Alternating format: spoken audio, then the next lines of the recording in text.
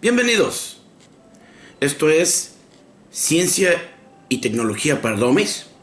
Y una vez más, les doy las gracias por acompañarme en un nuevo episodio. Mi nombre es Bernardo Vargas y el episodio del cual tocaremos el día de hoy es Industria 4.0. Es común que escuchemos que se menciona este concepto en noticieros, programas de investigación, documentales, que se menciona en las revistas, en los periódicos. Es una idea de moda. Pero en realidad, ¿qué es? ¿Qué significa?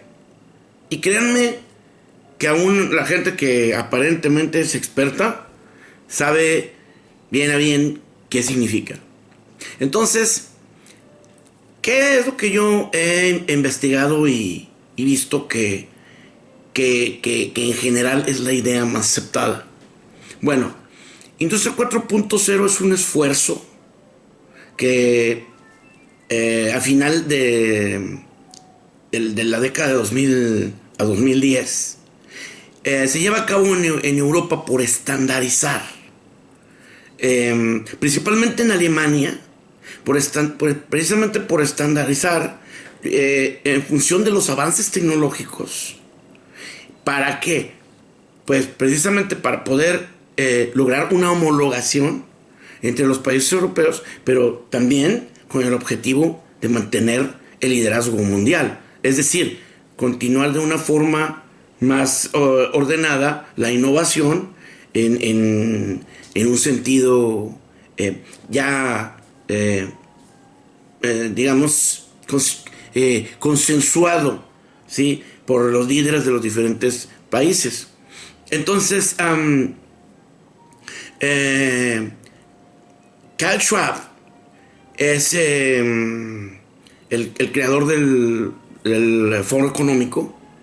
Entonces, él, digamos que finalmente lleva a un concepto por escrito, lo que debería de ser el concepto de Industria 4.0. Entonces, como les comentaba, dados los avances tecnológicos, principalmente computación en la nube,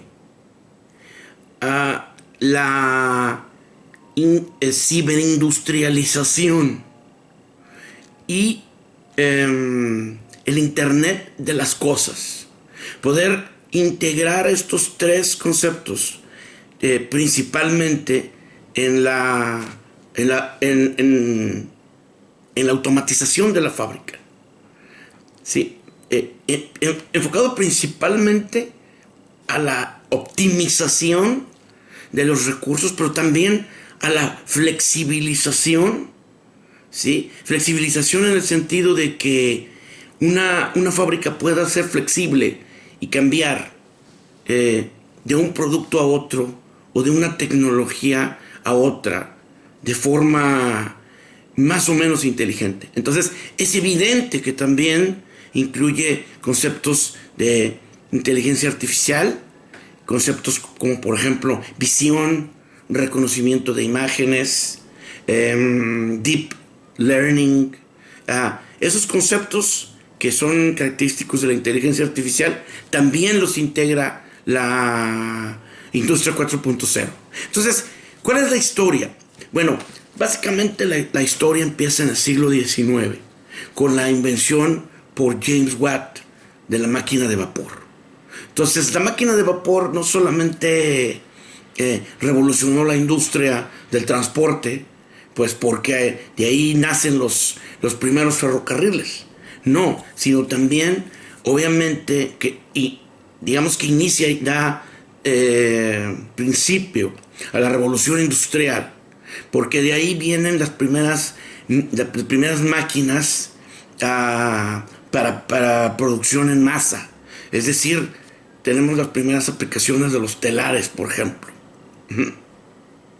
principalmente. Pero después se empieza a ampliar a otras industrias, principalmente como productos de consumo. ¿sí?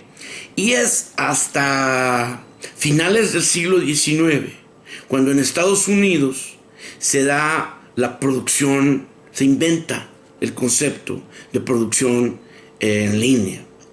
Y es en la empresa Heinz de la salsa de tomate que todos conocemos, es donde Heinz, precisamente el dueño, es el que inventó el concepto de la línea de producción secuencial, ¿sí? Entonces él logra tener sus primeras líneas en el noreste de los Estados Unidos, pero de ahí muchos investigadores, muchos emprendedores, como es el caso de Henry Ford, toman los conceptos y los llevan a sus propias empresas.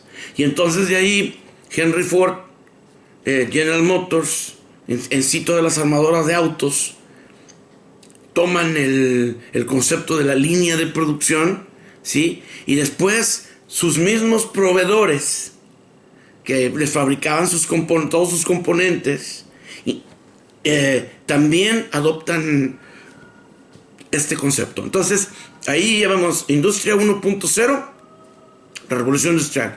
Industria 2.0, en la creación de la línea de producción y la producción, lo que se le llama producción en masa. Ahí es donde inicia. Y ahí continúa con muchos avances, como por ejemplo la incorporación de la maquinaria eléctrica, porque también es a finales del siglo XIX cuando se inventan los primeros motores eléctricos de uso comercial. Es decir, se populariza el uso de la energía eléctrica y se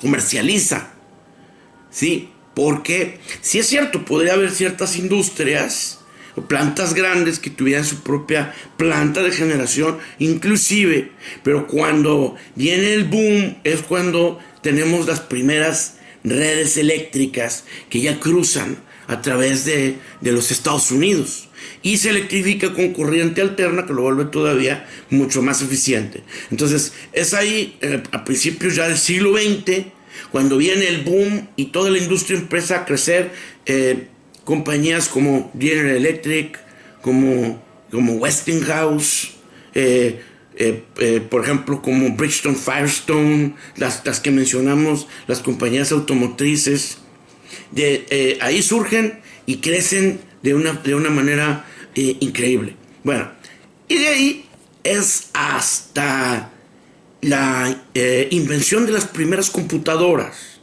lo cual sucede al término de la Segunda Guerra Mundial, que las computadoras por primera vez se aplican en la automatización y en la robótica.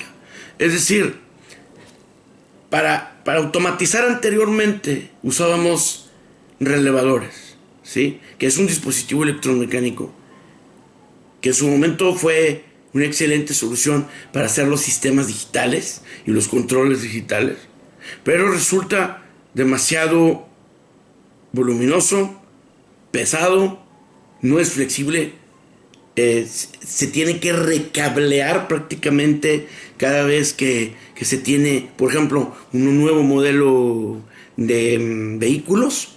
Se tienen que cambiar los tableros completamente y volverlos a poner para no perder tiempo y poder iniciar la producción rápidamente. Entonces, pues esto representaba una inversión tremenda en cada cambio de modelos, ¿verdad? Entonces, es ahí en los 50s cuando se diseñan ya los primeros robots y ya pasamos a para los 60s, ya pasamos a la miniaturización y a la creación de controles eléctricos dedicados para maquinaria. Entonces es cuando se inician los primeros esfuerzos o avances en automatización y programación, lo cual empieza a flexibilizar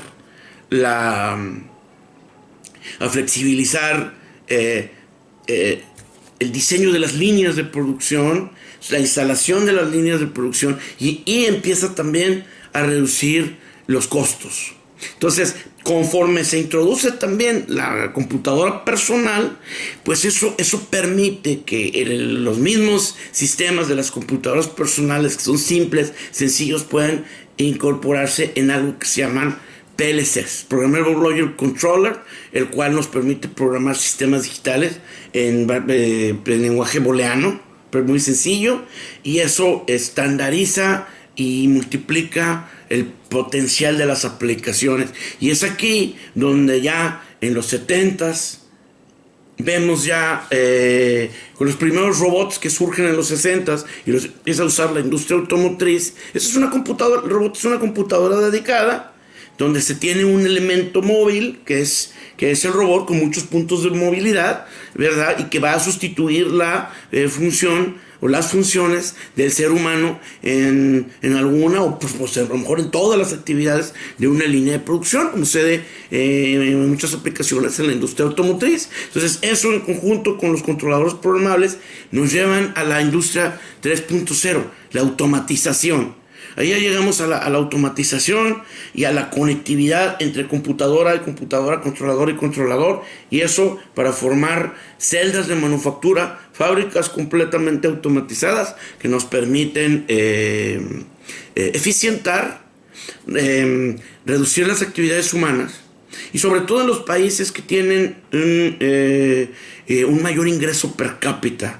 Obviamente el costo de la mano de obra es muchísimo más alto. Entonces, con esto también se logra bajar la cantidad de mano de obra, ¿sí? Para hacer los costos mucho más eficientes y hacerlo en lugar de forma manual, hacerlo de forma automática, y pues ahí todavía se economiza mucho más trabajando con menos personal de bajo nivel y quizá poco personal, pero de mayor nivel técnico, que controle la planta, que dé mantenimiento, que programe la planta, ¿verdad? Entonces aquí llegamos a 3.0, básicamente ya estamos en los 90. Entonces, como inicié este programa en la primera década del siglo, del año 2000, el siglo XXI, es cuando ya tenemos el avance tan tremendo de la tecnología en la velocidad del hardware, la velocidad de las redes, la fibra óptica, que nos permite ya tener ya disponibilidad de las aplicaciones ciberfísicas. ¿Qué quiere decir eso? En la primera etapa de la utilización de robots, prácticamente el robot se aísla en una celda. Sí, para que el robot haga su función, pero principalmente que no le haga daño a las personas, porque un robot es peligrosísimo. O sea, si un robot está cerca de un ser humano, el potencial de un accidente es tremendo, ¿verdad? Entonces, por eso los robots se enjaulan. Entonces, este concepto ciberfísico es tener robots preparados con una cantidad de sensores y con visión y con también ciertos conceptos de inteligencia artificial para que trabajen en comunión con el ser humano, sin la necesidad de todos esos elementos de seguridad y de forma colaborativa. Entonces, es un concepto muchísimo más eficiente. También el abaratamiento de los costos de la electrónica, pues hace que todos estos avances se puedan tener aplicaciones cada vez más y más frecuentes en más y más industria, porque para las empresas está más a su alcance el hacer inversiones que antes eran costosísimas. Para que se den una idea, de los primeros robots a los robots actuales, un robot llegaba a costar fácilmente $1 millón. Hoy en día, un robot industrial que maneja, no sé, entre 15 10 y 20 kilos de peso, obviamente partes más pequeñas, ¿verdad? También, pero para que sea una idea, el peso dicta mucho por el tamaño de los motores. Puede andar entre los 150,000, 130,000 a los $180,000, ya dependiendo de la programación, de la aplicación, de la marca, también de la herramientación del robot, ¿no? Entonces, de 1 millón prácticamente se ha reducido el costo de 10 a 1, por eso se ha popularizado el uso, ¿no? Entonces, esto es parte de la industria 4.0, el Internet de las cosas. ¿Eso qué es? Bueno, básicamente, por medio de Internet yo tengo una cantidad de dispositivos inteligentes que para mí, en mi celda de manufactura, funcionan como un sistema. Es decir, tengo pequeños cerebros distribuidos, haciendo funciones distintas, pero que a la vez se comunican en tiempo real entre ellos, ¿sí? Y entonces tengo telemetría. Puedo saber todos los datos de la línea de producción en cada momento, en mi dispositivo móvil, ¿sí? Y luego también otro concepto es la autoconfiguración. Es decir, que mi línea pueda de forma inteligente autoconfigurarse. No solamente son las máquinas hablando con las máquinas, sino que las mismas máquinas se pueden dar mantenimiento y se autoconfiguran de forma flexible. O sea, ese es al momento el objetivo mayor de la flexibilidad. Que yo pueda tener en mi línea de producción la capacidad de que la máquina participe en su reconfiguración. Entonces, eso es uno de los conceptos de la fábrica del futuro. Y obviamente, pues todo esto se debe soportar por lo que le llaman la computación en la nube. Es decir, la inteligencia artificial necesita toneladas y toneladas de memoria y de capacidad de procesador.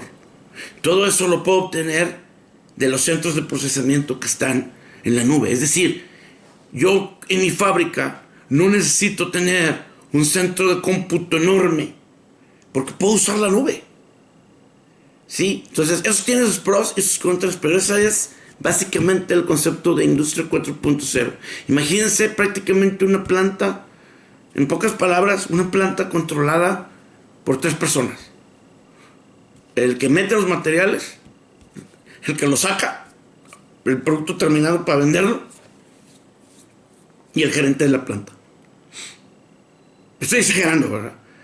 Pero prácticamente el de materiales, pues para acercar de alguna manera, desempacar, acercar los materiales, porque inclusive los materiales pueden ya llegar perfectamente acomodados, ya ni siquiera tienen que desempacar, solamente se necesita la alimentación se puede hacer por robots. Entonces, en un extremo, es eso, es digamos, la integración, la automatización total. Eso sería ya en un extremo la manufactura 4.0. Bueno, espero que les haya quedado más claro. Manejamos muchos conceptos, pero yo pienso que los expusimos de manera que por lo menos les pueden dar una mejor idea para cuando tengan una plática o estén investigando acerca del tema o una conversación, estén un poco más preparados. Otra vez, mi nombre es Bernardo Vargas. Esto fue Ciencia y Tecnología para Dummies. Les agradezco mucho su asistencia. Los espero para la próxima. Hasta luego.